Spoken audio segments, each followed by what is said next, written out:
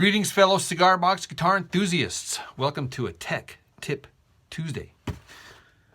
Today, I didn't order it today, it actually came in the mail today, some fret wire.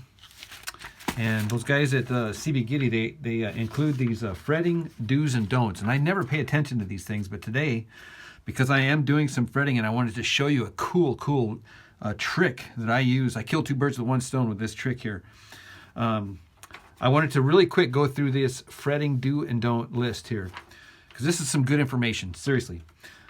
Number one, many fret wires come with a light coating of grease left over from the milling process. Be sure to clean this grease off, especially if you intend to use glue to help hold the frets in place. A solvent such as naphtha or mineral spirits can help remove all traces of the grease. All right, I've never had the problem with the grease, but that doesn't mean anything other than the fact that actually mine are going to be more greasy when I'm done than what they are to begin with, probably.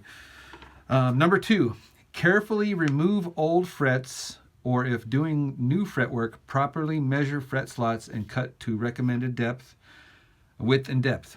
See fret wire description for recommendations. Okay, so they're talking about making sure that your fret slots are deep enough for the frets. That's very important.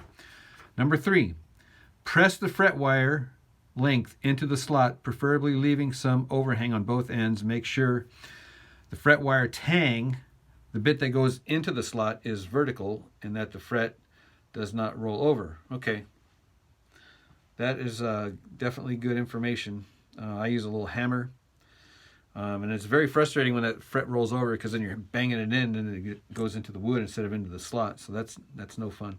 Number four, use a piece of scrap, use a scrap piece of hardwood and a small hammer to gently tap the fret wire into the slot. Move the scrap back and forth over the length of the fret wire while tapping. Be sure the fret wire does not roll over while doing this, as it could mar the fretboard. We just talked about that. Also, make sure that your wood scrap does not contact the fretboard while tapping. This could dent it. It may make it a bit harder tapping to get. Okay, sorry, I'm not reading that one very well. I just use like a little hammer that's got this little soft little tip. Teflon. Just comes on and off. And I've used this since day one here. This probably needs to be replaced, but obviously you just got to give it enough tap to get that fret in there. You not be banging on this thing. Number five, most fretwork experts recommend trying to seat the fret with as few taps as possible to avoid warping it or bending it. Work from the outside edges to the fretboard in, to avoid bowing the fret, which will make the ends not seat properly. Okay. So you don't want to bang that thing so hard that you misshape it, for sure. Make sure all frets are fully seated into their slots. Improperly seated frets will cause buzzing and bad intonation.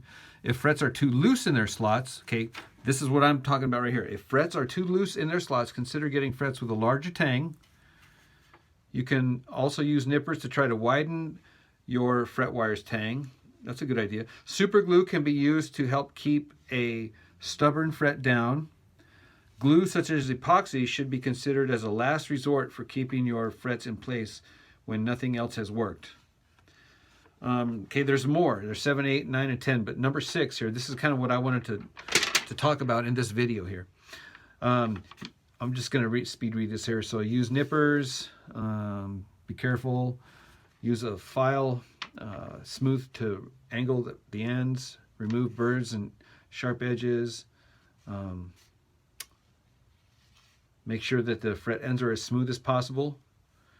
Fine grit sandpaper, and then finally a metal straight edge to make sure that all of your frets are level. Okay, so here's the trick of this video. Remember I said we're going to kill two birds with one stone?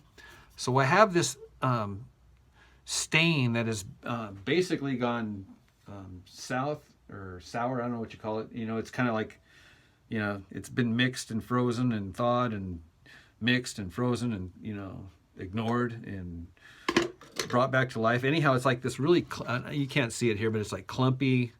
You can kind of see maybe that a little bit. just kind of like a gel. It's not supposed to be a gel, but it's just kind of hasn't been stirred up in a long time. So it's kind of dingy, okay? So this is what I do. I've got this fretboard, and this is just a regular Home Depot fretboard. And you know, this wood here is not really the strongest wood. You could probably really easily dent this. So in case, just in case that one of these frets is loose, which, you know, they're not, they're pretty tight. But here's the trick here, is you get this nasty old stain, and you put it on there really generously, right? So you kind of getting it all kind of just smeared in there. It's kind of like melted chocolate. If a Hershey bar was, that's kind of the texture of it. Anyhow, so I'm gonna let this dry, or get kind of like really tacky, and then just hit it with some steel wool and let it dry. And what it does is it kind of leaves this, I want to call it like kind of a grody, kind of a nasty, not so much like distressed so bad, but you know, the first time I did it by accident was kind of this guitar. You can't even tell anymore these days, but when this guitar was like brand new, I stained this thing with some stain and let it set a little bit, and then steel wooled it, and it got this nice grooves that looked like, you know, fingernail junk and stuff, all that in, you know, in there. Kind of was a really cool look. Anyhow,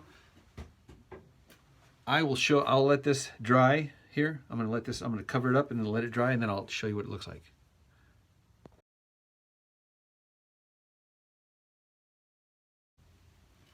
So this thing has been cooking by the little space heater down here for the last like 30 minutes or so.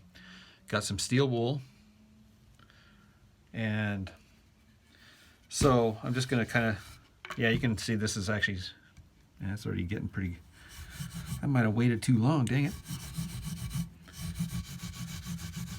So I'm just kind of, I'm doing two things, right? I'm rubbing off the excess, but I'm also smashing in the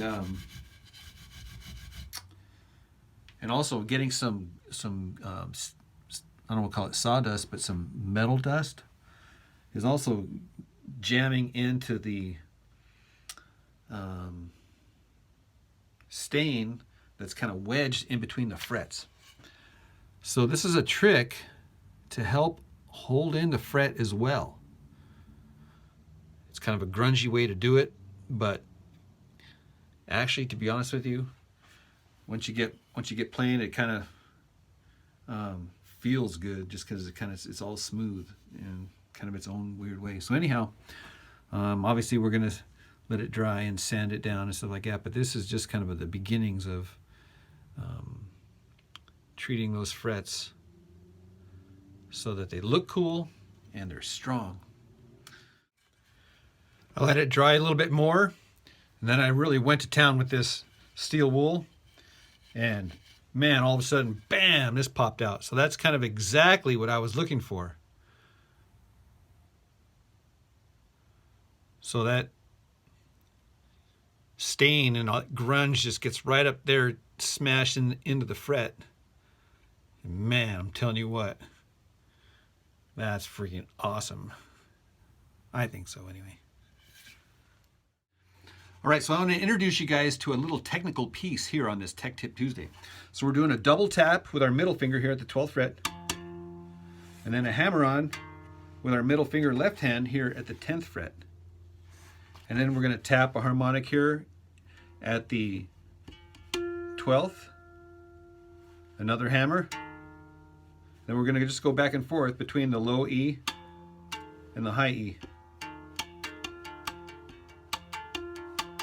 But the first one's a double tap.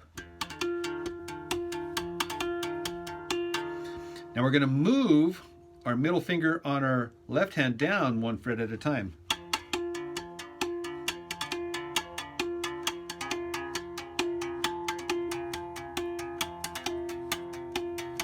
Repeat.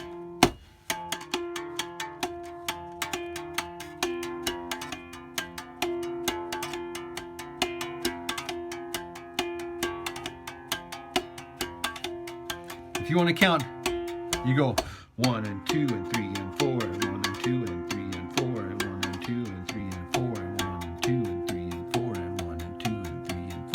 So that's one trick. The other trick is to do a harmonic, or not a harmonic, a triplet, by going 1, 2, 3. Tapping, falling into the hole, and then climbing out of the hole. 1, 2, 3, 1, 2, 3. So this is how you can combine those.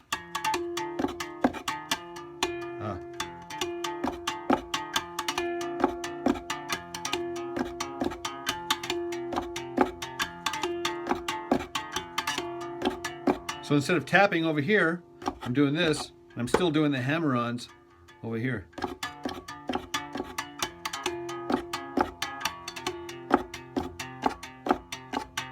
So there's a lot of cool different technical things you can do rhythmically with the sound hole.